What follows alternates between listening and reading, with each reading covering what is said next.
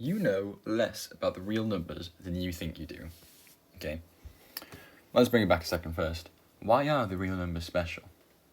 Well, of course, all numbers are special in their own right, but what specifically is cool about the real numbers?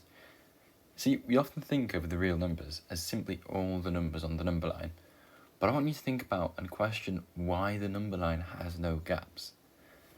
Consider a sequence. 1, wrong setting, 1, 1.4, 1.41, 1.414, etc. This is approaching root 2, okay? Clearly. Well, what would happen if this was in the set of rational numbers, this sequence? Where would this sequence end? What would we do there? Well, it gets a bit funky, because if we only had rational numbers, the sequence would continue forever. It would get closer and closer to root 2, but there is no rational number there for it to converge to.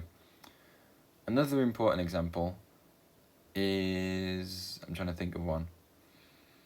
There's two that come to mind. Okay, let's do this one. The hypotenuse of a 1 centimeter by 1 centimeter right angle triangle. 1, x, okay? Suppose, let me write that down. X is, well, clearly the hypotenuse. Suppose x is in the set of rational numbers, okay? We have x, x equals x squared equals, x. Lose my mind. X equals root 1 squared plus 1 squared. Clearly, x equals root 2. Yeah, that doesn't work. Not at all. That just can't work, okay? It's because it just doesn't exist. Root 2 doesn't exist in the set of rational numbers. Sorry, no. That's incorrect. The number still very much exists. It's just not in the set of rational numbers, okay? So it just can't, it doesn't work with this condition, right? So it seems like we have numbers getting closer to something, getting closer to these irrational numbers like root 2. But our number system doesn't actually contain that something. Again, the number system, the rational set of numbers. So now you might think that this is just a small annoying issue, right? But this problem appears everywhere in maths. Whenever we say sequence converges, or whenever calculus says something approaches a value, we are relying on the fact that the destination actually exists in the set. The destination is a member of the set. Again, this is going off the last point.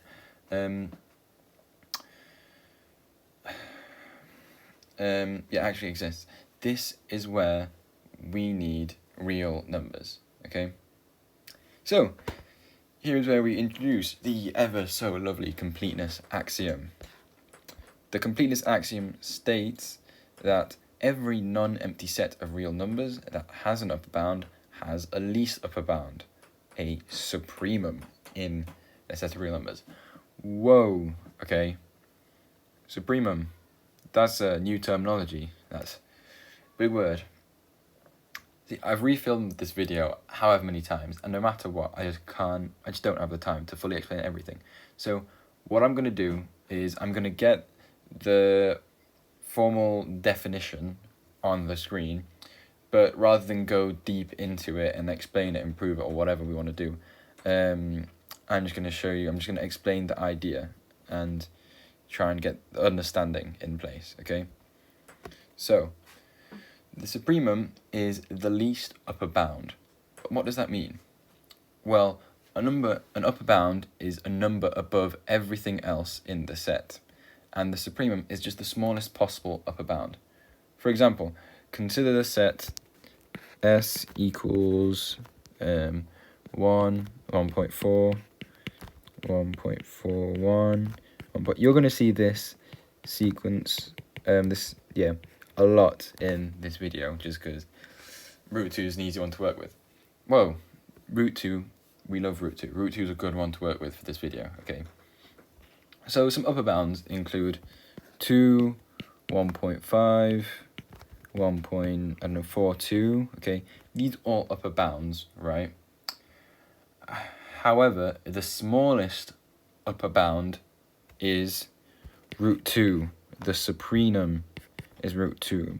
Sup S, as we can see in this notation here. Yeah, the supremum of this set is root 2, because no, you can't get any closer to root 2 than root 2, if that makes sense. I should hope so. I can put this up on the screen for like a few more seconds, but really tight on time, so I'm not going to try and hover too much, okay? Okay, so while the supremum sounds scary, as we can see, it really isn't a bad idea at all, okay? Going back to the axiom of completeness axiom, sorry. Yeah, going back to the completeness axiom, it's saying that if you have a set of real numbers, let's go back here. If you have a set of real numbers that's non-empty and has a bound above, you can actually refine and tighten that bound, okay? And this property is for the real values, real numbers, okay? And it doesn't apply to the rational numbers. Well, at least not all of them. For example, okay, let's look at an example of rational numbers. Well, no, of it just not applying to rational numbers, okay? Okay, consider this set. S equals x set of rational numbers, x squared is less than 2. Okay. This set contains numbers like, I don't know, 0.5, 0.6, 0.5, 0.6, 0.8, 1, 1.4, 1.41, and as we know, 1.414. I think this is the third or fourth time we've looked at it in this video. But mind you, this isn't like a sort of approaching sort of thing, okay? This is many others approaching root 2, and it does have an upper bound, okay? For example, 2, right? 2 is an upper bound here, 1.5 is an upper bound here, 1.42 is an upper bound here. These upper bounds apply. However, this does not have a supremum / least upper bound. This is because any rational number bigger than all of the elements in this set S is not the smallest such number, because there is always a number closer to root 2. Okay, this is where the real number shines, because in real numbers the supremum very much exists here. Sup S, supremum of S is root 2. This is completeness. Okay, so that's pretty cool, that's pretty nifty, but why should we care? Is this some sort of super niche micro aspect of maths that comes up once with 698 or so exceptions? Well, being math students yourselves, I should hope that you can see very, very, very clearly that this is far from just a niche, tiny aspect. It's so cool. It has all sorts of cool and essential applications, right? For example, and like really essential ones, okay? For example, the intermediate value theorem, okay? You won't have come across it until, actually I don't think it's in A-level. But anywho, it states that a continuous function cannot jump over a value. Why? Because the real numbers have no gaps, alright? Or they are complete, so to say. Or in limits, where a sequence can converge because the point it's approaching actually exists in the real numbers.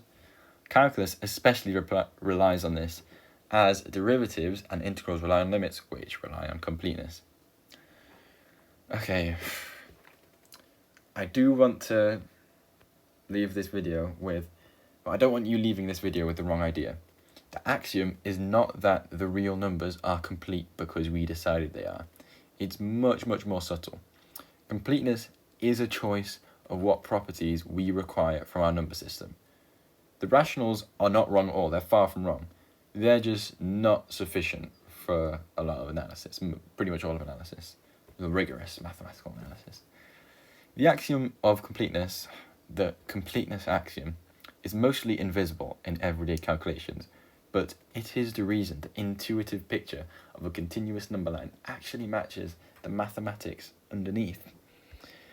So yeah, that is completeness and real numbers. Yeah, I suppose that's it. Sorry if it was a bit rushed, on a bit of a time limit. I don't know how long this took now. I need to check.